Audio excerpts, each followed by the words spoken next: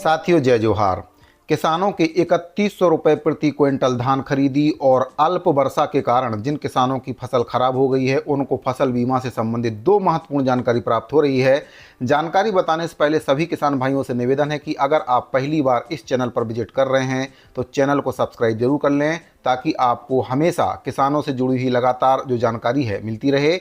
साथियों इस वीडियो में हम बात करेंगे किसानों के 3100 रुपये क्विंटल धान खरीदी के बारे में। तो जो जानकारी प्राप्त हो रही है इसमें गरियाबंद जिले के बारूका में विकसित भारत संकल्प यात्रा के शुभारंभ करने के लिए महासमुंद लोकसभा सांसद चुन्नीलाल साहू पहुंचे हुए थे और जब उनसे धान खरीदी के बारे में सवाल पूछा गया कि 3100 रुपये धान खरीदी कब से की जाएगी, भाजपा के द्वारा अपने घोषणा पत्र में शामिल किया गया था, तो घोषणा के सवाल पर गोलमाल जवाब देते हुए नजर आए। 20 सेकंड के जवाब में सांसद साहू ने कहा कि अभी तो आवास की गारंटी पूरी हुई है, विधानसभा सत्र चलना है, विधायक मंत्रियों का शपथ लेना अभी बाकी है, सरकार सरकारी नियम कायदों के तहत प्रक्रिया पूरी करेगी।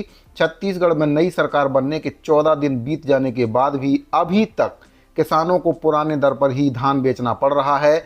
जिले में 87,626 कृषकों ने पंजीयन कराया है, जिसमें से अब तक 40% किसानों ने ही धान विक्रय किया है। किसान इस इंतजार में है कि भारतीय जनता पार्टी के द्वारा जो वादा किया गया था वे उसको पूरा करें। वायदा पूरा होने के इंतजार में बहुत से किसान अब तक धान बेचने खरीदी केंद्र भी नहीं पहुंच पाए हैं। इनमें से 226 करोड़ लोन लेने वाले 53,681 किसान भाई भी शामिल हैं। साथियों आपको बता दें कि भाजपा के द्वारा फर्जी पोस्टर और भाषण देकर ये वादा किया गया था कि जैसे ही भाजपा की सरकार बनती है सभी किसानों का, जो छोटे किसान हैं उनका 2 लाख रुपए तक का सभी बैंकों का कर्जा माफ़ किया जाएगा, लेकिन ऐसा भी नहीं हो पाया, जिससे किसान काफ़ी नाराज़ हैं। और भाजपा के द्वारा इस प्रकार का जो प्रचार किया गया था उस वजह से किसानों ने लोन भी ले लिया है और अब वे लोन में फंस चुके हैं एक प्रकार से।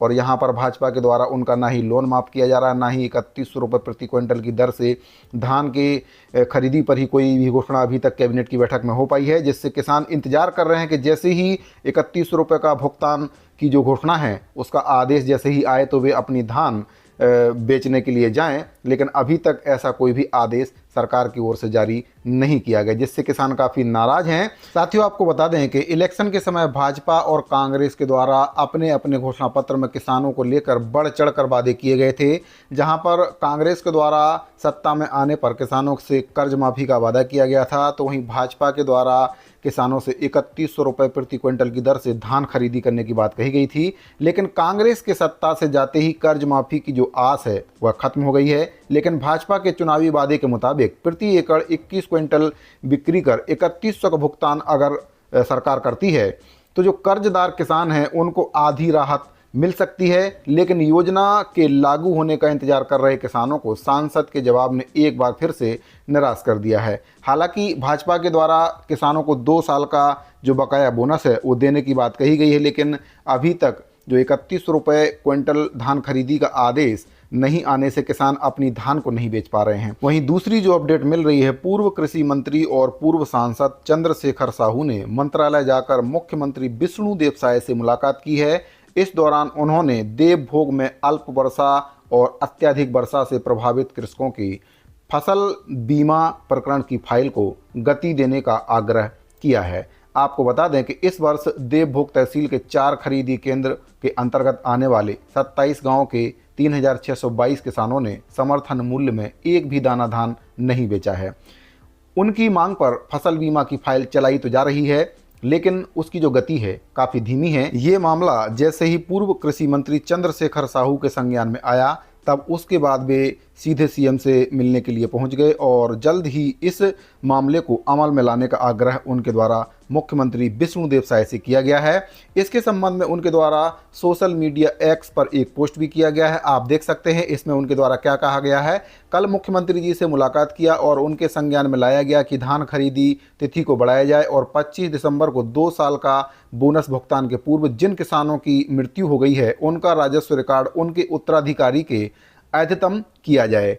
किसानों को सम्मान निधि के बारे में भी इनके द्वारा सीएम से चर्चा की गई है। तो इस प्रकार की जो बात है पूर्व कृषि मंत्री के द्वारा माननीय मुख्यमंत्री श्री विष्णुदेव साय जी के संज्ञान में लाई गई है। वहीं पर पीसीसी चीफ दीपक बैज ने कहा है कि धान और किसान भाजपा के लिए केवल चुनावी लिहाज से ही जरूरी है। जब जब अवसर आया भाजपा ने किसानों से केवल छल ही किया है।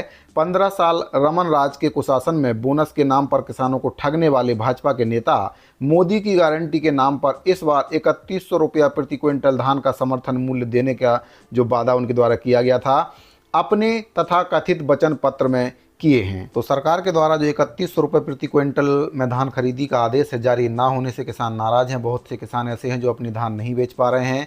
तो वहीं पर कर्ज माफ़ी के नाम पर सरकार के द्वारा जो वादा किया गया था उसके चक्कर में किसानों ने काफ़ी कर्ज ले लिया है। इससे किसान कर्जे में भी पूरी तरह से डूब चुके हैं। तो सरकार को चाहिए कि कम से कम 3100 रुपये प्रति क्विंटल में धान खरीदी का आदेश जारी कर दें ताकि किसानों को कुछ राहत मिल सके। साथियों, अगर आपको ये जानकारी अच्छी लगी हो तो वीडियो को लाइक कर दीजिए, अपने साथियों को शेयर कर दीजिए। मिलते हैं अगले वीडियो में एक और महत्वपूर्ण जानकारी के साथ। जय छत्तीसगढ़।